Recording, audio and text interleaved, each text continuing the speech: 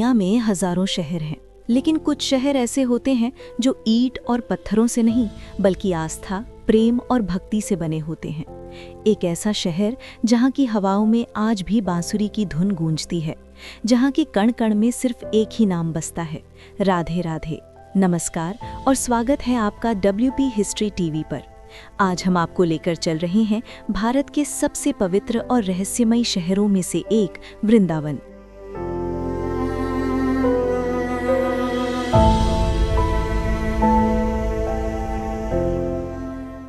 आज की इस डॉक्यूमेंट्री में हम सिर्फ यहाँ के मंदिरों को नहीं देखेंगे, बल्कि महसूस करेंगे उस इतिहास को, उस दिव्यता को और उस प्रेम को जिसके लिए पूरी दुनिया से लोग यहाँ खिंचे चले आते हैं। आगे बढ़ने से पहले आपसे एक छोटा सा अनुरोध है, अगर आपको इतिहास, हिस्ट्री और यात्रा से जुड़ी ऐसी ही रोमांचक वीडियो देखना पसंद है तो हमारी चैनल WP हिस्ट्री टीवी को अभी सब्सक्राइब करें, ताकि हमारी हर नई वीडियो सबसे पहले आप तक पहुंच सके। वृंदावन का इतिहास सदियों पुराना है। महाभारत काल में ये जगह एक घना जंगल हुआ करती थी, जहां भगवान श्री कृष्ण ने अपने बचपन और किशोरावस्था का समय बिताया था। यहीं उन्होंने गायें चराईं, रास लीलाएं की और दैत्यों का संहार किया। लेकिन समय के साथ मुगलों के आक्रमण और काल के प्रभाव से असली वृंदावन कहीं खोसा गया था। 16वीं शताब्दी में महान संत चैतन्य महाप्रभु यहाँ आए। अपनी आध्यात्मिक शक्ति से उन्होंने कृष्ण की लीला स्थली को दोबारा खोज निकाला।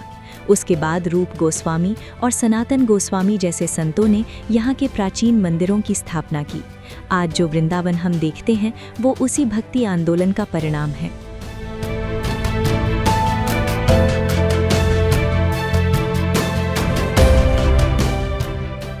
तो चलिए शुरू करते हैं हमारी ये आध्यात्मिक यात्रा और जानते हैं वृंदावन के उन प्रमुख स्थानों के बारे में जहां जाए बिना आपकी यात्रा अधूरी है। नंबर 1, श्री बांके बिहारी मंदिर।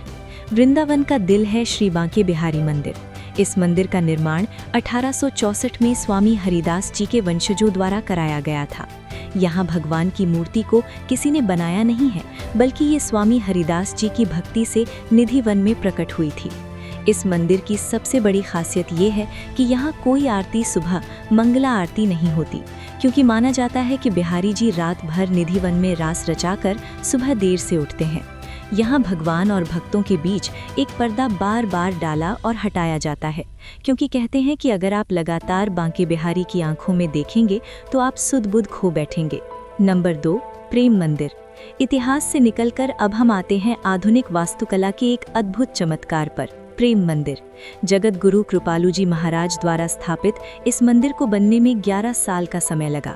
सफ़ेद इटालियन मंगसरमर से बना ये मंदिर श्री राधा कृष्ण और सीताराम के प्रेम का प्रतीक है। दिन में ये जितना शांत और सफ़ेद दिखता है, रात में रंग बिरंगी रोशनी में ये उतना ही जादुई हो जाता है।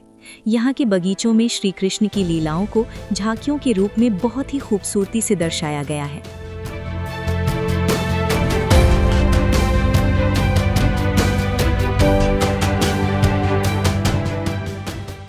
नंबर 3, इस्कॉन मंदिर। इस्कॉन मंदिर जाकर आप वृंदावन में अंतर्राष्ट्रीय भक्ति का रंग देख सकते हैं। 1975 में स्वामी प्रभुपाद द्वारा स्थापित ये मंदिर दुनिया भर की कृष्ण भक्तों का केंद्र है। यहाँ की मंगला आरती और संकीर्तन का माहौल ऐसा होता है कि आपके पैर खुद ब खुद थिरकने लगेंगे। यहाँ दुनिया के कोने कोने से लोग आते हैं और कृष्ण की भक्ति में रम जाते हैं।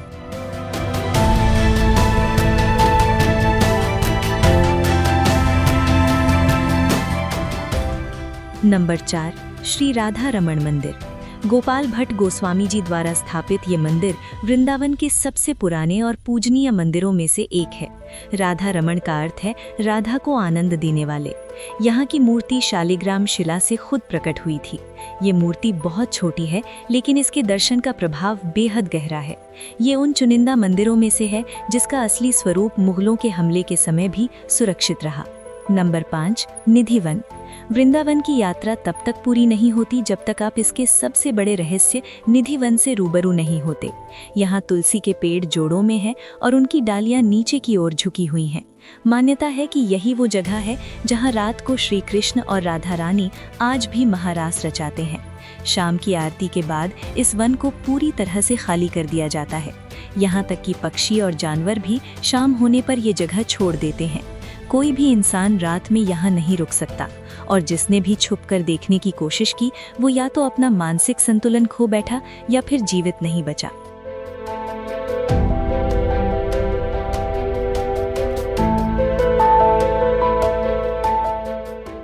नंबर 6, केशी घाट। दिन भर दर्शन करने के बाद शाम का समय बिताने के लिए केशी घाट से बेहतर कोई जगह नहीं। ये वही जगह है जहाँ श्री कृष्ण ने केशी नामक घोड़े के रूप वाले राक्षस का वध किया था और उसके बाद यमुना में स्नान किया था। शाम के वक्त यहाँ होने वाली यमुना आरती का नज़ारा इतना अद्भुत होता है मानो स्वर्ग से देवता खुद इस आरती में शामिल होने आए हों।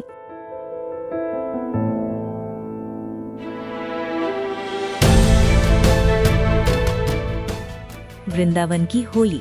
जब बात वृंदावन की हो रही हो तो हम होली का जिक्र कैसे भूल सकते हैं। WP हिस्ट्री टीवी आपको बताना चाहेगा कि वृंदावन की होली कोई एक दिन का त्योहार नहीं है। यहाँ होली 40 दिनों तक मनाई जाती है।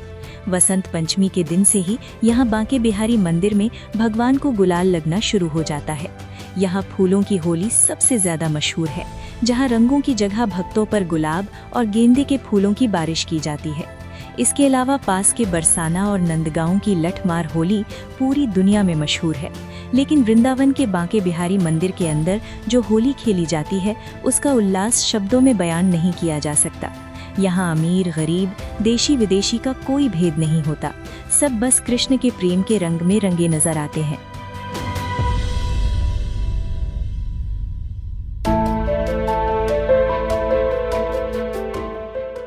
रहने की व्यवस्था। वृंदावन में ठहरने के लिए आपको हर बजट के विकल्प मिल जाएंगे। अगर आप लग्जरी और आराम चाहते हैं तो रुक्मणी विहार और प्रेम मंदिर के आसपास कई शानदार होटल्स मौजूद हैं। लेकिन अगर आप आध्यात्म का असली अनुभव चाहते हैं तो यहाँ कई आश्रम और धर्मशालाएं हैं जहाँ आप मात्र 300 से 500 रुपए प्रति रात में रुक सकते हैं। इस्कॉन मंदिर का गेस्ट हाउस भी रुकने के लिए एक बेहतरीन और सुरक्षित जगह है। कैसे पहुँचे? अब सवाल आता है कि इस दिव्य नगरी तक कैसे पहुँचा जाए। हवाई मार्ग। सबसे नज़दीकी हवाई अड्डा आगरा का 22 किलोमीटर या दिल्ली का इंदिरा गांधी इंटरनेशनल एयरपोर्ट है जो लगभग 150 किलोमीटर दूर है। वहां से आप टैक्सी ले सकते हैं। ट्रेन से सबसे नज़दीकी बड़ा रेलवे स्टेशन मथुरा जंक्शन है जो भारत के सभी बड़े शहरों से जुड़ा हुआ है। मथुरा से वृंदावन की दूरी सिर्फ 15 किलोमीटर है, जिसके लिए आपको स्टेशन के बाहर से ई-रिक्शा या ऑटो आसानी से मिल जाएंगे। सड़क मार्ग। अगर आप दिल्ली से आ रहे हैं तो यमुना एक्सप्रेस वे के रास्ते आप केवल 2.5 से 3 घंटे में कार या बस के जरिए आराम से वृंदावन पहुंच सकते हैं।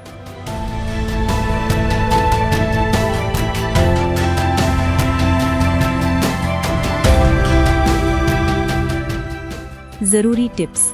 वृंदावन आने से पहले WP हिस्ट्री टीवी की तरफ से कुछ खास टिप्स जरूर जान लें। बंदरों से सावधान। वृंदावन में बंदरों की फौज है।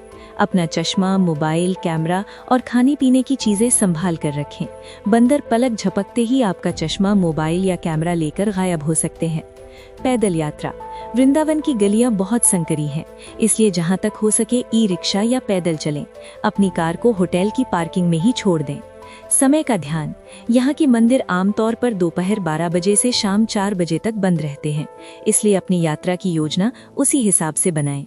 सही मौसम। वृंदावन आने का सबसे अच्छा समय अक्टूबर से मार्च के बीच में है, जब मौसम सुहावना होता है और आप बिना गर्मी से परेशान हुए दर्शन कर सकते हैं। वृंदावन सिर्फ एक जगह नहीं है, ये एक एहसास है। जब आप यहाँ की धूल को अपने माथे से लगाते हैं तो लगता है जैसे जन्मों की थकान मिट गई हो। यहाँ आकर हर इंसान खुद को भूल जाता है और सिर्फ उस परम आनंद का हिस्सा बन जाता है। अगर आपको हमारी ये डॉक्यूमेंट्री पसंद आई हो और आप वृंदावन की इस आभासी यात्रा का आनंद ले पाए हो तो इस वीडियो को लाइक ज़रूर करें। अपने परिवार और दोस्तों के साथ इसे शेयर करें ताकि वे भी इस दिव्यता का अनुभव कर सकें। और हाँ, भारत के ऐसे ही अनकहे इतिहास और अद्भुत जगहों के बारे में जानने के लिए WP हिस्ट्री टीवी को सब्सक्राइब करना ना भूलें।